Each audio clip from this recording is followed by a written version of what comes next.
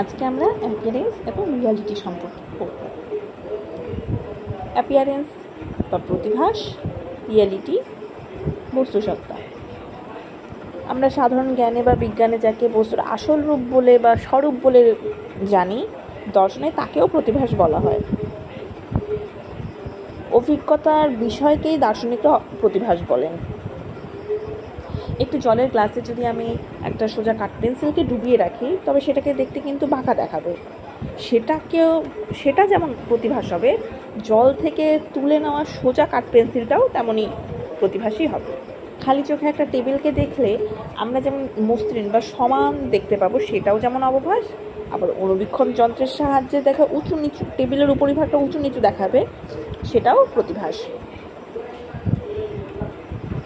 যা প্রতিভাস তা ব্যক্তিভেদে যন্ত্রভেদও ভিন্ন ভিন্নভাবে প্রতিভাত হয়, কিন্তু বস্তুসত্তা সর্বদা অভিন্নই থাকে। অর্থাৎ এই যে আমরা অবভাস বা প্রতিভাস যেটাই দেখি, সেটা ব্যক্তিভেদে। এখন আমি দেখলে আমার কাছে একরকম লাগবে, তুমি দেখলে তোমার কাছে একরকম লাগবে, কিন্তু বস্তুসত্তা বা রিয়ালিটি সর্বদাই অভিন্ন। অভিন্ন বলতে কি এক থাকে। রাসেলের মতে অভিজ্ঞতা থেকেই জ্ঞানের সূত্রপাত হয়, তবে অভিজ্ঞতা লব্ধ জ্ঞানের ভ্রান্ত হওয়ার সম্ভাবনাই বেশি হয়। যেমন আমার বিশ্বাস অনুসারে আমি এখন একটা বেঞ্চে বসে আছি, সামনের টেবিলে কিছু বই আছে। এই টেবিলের উল্লেখ করে রাসেল বিষয়টিকে বুঝিয়েছেন। চোখ দিয়ে দেখলাম যে টেবিলটি একটি গোল টেবিল বা আয়তকার টেবিল। যেমনই দেখো, আমার সামনে যে টেবিলটি আছে সেটা আয়তকার, তো আমি আয়তকার বলেই ধরি। চোখ দিয়ে দেখি টেবিলটি আয়তকার এবং লাল রঙের এবং চকচকে। স্পর্শ করে বুঝলাম টেবিলটি মসৃণ, শীতল ও কঠিন। এসবই হলো সাক্ষাৎ প্রত্যক্ষের বিষয় বা ইন্দ্রিয় উপাত্ত বা সেন্স ডাটা, টেবিল নয়। আমরা কিন্তু সেগুলো যে বুঝলাম, এগুলো সেন্স ডাটা বা ইন্দ্রিয় উপাত্ত, এগুলো কিন্তু টেবিল নয়। টেবিলটা কি? তো সেন্স ডাটা কাকে বলে সেটা একবার একটু জেনে নাও। সংবেদনের মাধ্যমে যেসব বিষয়ের তাৎক্ষণিক জ্ঞান হয়, সেসবই হলো ইন্দ্রিয় উপাত্ত। যেমন টেবিলটির ক্ষেত্রে আমরা মসৃণতা, সে শীতল, সে কঠিন, সেগুলো জানলাম, এগুলি হচ্ছে ইন্দ্রিয় উপাত্ত। তারপরে টোকা মেরে শুনতে পাই একটা কাঠের শব্দ। অন্য কেউ টেবিলটিকে দেখলে বা ছুঁয়ে দেখলে আমাদের লৌকিক বিশ্বাস অনুসারে তাদেরও সেই একই রকমই অভিজ্ঞতা হবে, যে তাদের কাছেও সেই মসৃণই লাগবে, তাদের কাছেও সেই শক্তই লাগবে। টেবিলের বর্ণনা প্রসঙ্গে সহমত প্রকাশ করবে এবং সকলেই একই রকম মত প্রকাশ করবে, কিন্তু কাজেই আমাদের সাধারণ লৌকিক ধারণা অনুসারে টেবিলের অভিজ্ঞতা সম্পর্কে কোনো জটিলতা দেখা দেয় না।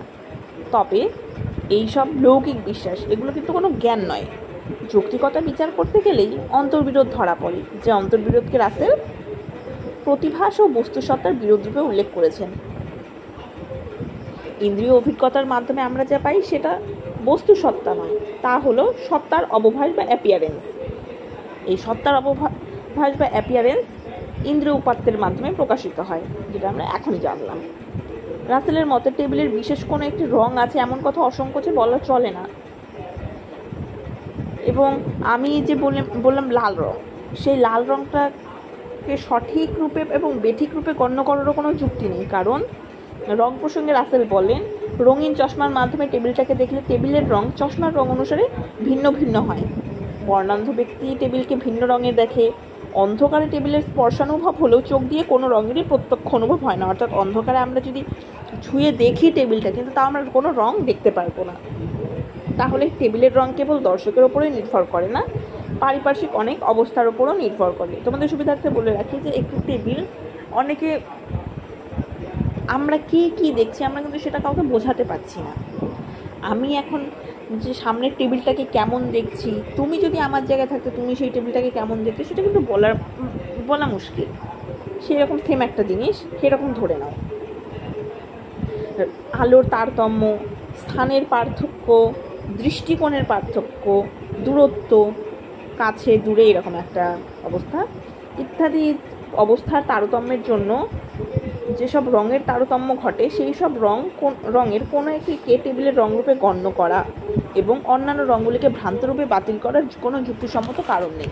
যে আমি দূর থেকে টেবিলটিকে বাদামি রঙের দেখতে পেলাম, আবার কাছে এসে দেখলাম লাল, সেই জন্য এই কাছে একটা রং দেখলাম, দূরে একটা রং দেখলাম, এখানের মধ্যে যে কোনো একটা রঙকে সঠিক বললাম আর যেটা আরেকটাকে বেঠিক বললাম, এটা অন্য রঙটাকে বাতিল করার কোনো যুক্তিই দেখা যায় না। টেবিলটির গঠন সম্পর্কেও একই কথা প্রযোজ্য। খালি চোখে টেবিলটিকে মসৃণ দেখালেও অনুবীক্ষণ যন্ত্রের সাহায্যে আমরা কি দেখতে পাবো? উঁচু নিচু অমসৃণ। আমাদের স্বাভাবিকভাবে আমরা মনে করতে পারি অনুবীক্ষণ যন্ত্রের মাধ্যমে দেখা টেবিলটাই খালি চোখে দেখা টেবিল অপেক্ষা বেশি ঠিক, কিন্তু এর চেয়েও বেশি শক্তিশালী অনুবীক্ষণ যন্ত্রের মাধ্যমে টেবিলটিকে দেখলে আমাদের পূর্বের ধারণাটি পরিত্যাগ করতে হবে। কেননা সেক্ষেত্রে টেবিলটাকে আরও অমসৃণ মনে হবে, সেখানে পাহাড় পর্বত এমন কিছু মনে হতে পারে। আসলে খালি চোখের প্রত্যক্ষের ওপর নির্ভর করা না গেলে অনুবীক্ষণ যন্ত্রের ওপরে নির্ভর করা যাবে না। অনুবীক্ষণ যন্ত্রের মাধ্যমেও চোখ দিয়েই দেখেছি, এক্ষেত্রেও এমন সিদ্ধান্ত করা হয় টেবিলের গঠনগত প্রতিভাসকেই আমরা জানি, প্রকৃত গঠন জানা সম্ভব নয়। টেবিলের আকার আকৃতি প্রসঙ্গেও সমস্যাটি একই থাকে। বাস্তবিক পক্ষে বস্তুর আকৃতি যেভাবে প্রতিভাত হয় আমরা তাকেই জানি, সঠিক আকৃতি আমরা জানতেই পারি না। একই টেবিলকে বিভিন্ন দিক থেকে দেখলে বিভিন্ন রকম মনে হবে। যেমন আয়তকার টেবিলের প্রথম যে কোণা দুটো আমার কাছে থাকে তাকে সূক্ষ্মকোণ, অন্য দুটো কোণকে স্থূলকোণ বলা যাবে। তেমনি আয়তক্ষেত্রের বিপরীত বাহু দুটি পরস্পর সমান্তরাল হয়, দূরের দিকের বাহু দুটিকে ক্রমশ এক বিন্দু রূপে অনুভূত হবে, এবং আবার বাহু দুটি যদি সমদৈর্ঘ্যের হয় তাহলে দ্রষ্টার কাছের দিকের বাহুর দৈর্ঘ্য দূরের দিকের বাহু অপেক্ষা বেশি লম্বা বা দীর্ঘ অনুভব হবে। সুতরাং টেবিলের সঠিক আকৃতিটা কেমন, এক্ষেত্রেও বাস্তবিক পক্ষে আমরা কিছু বলতে পারি না। ঠিক আমরা বস্তুর আসল আকার আকৃতিও জানতে পারি না, জানি তার কি প্রতিভাস বা অবভাস, এবং ওইসব অবভাসিত আকার আকৃতি থেকে আমরা সঠিক আকৃতির একটা ধারণা গঠন করি, এবং তাতে আমাদের দৈনন্দিন জীবনযাত্রা নির্বাহের ক্ষেত্রে তেমন কোনো অসুবিধার সম্মুখীন হতে হয় না। সেই জন্য আমরা এভাবেই চালিয়ে নিচ্ছি।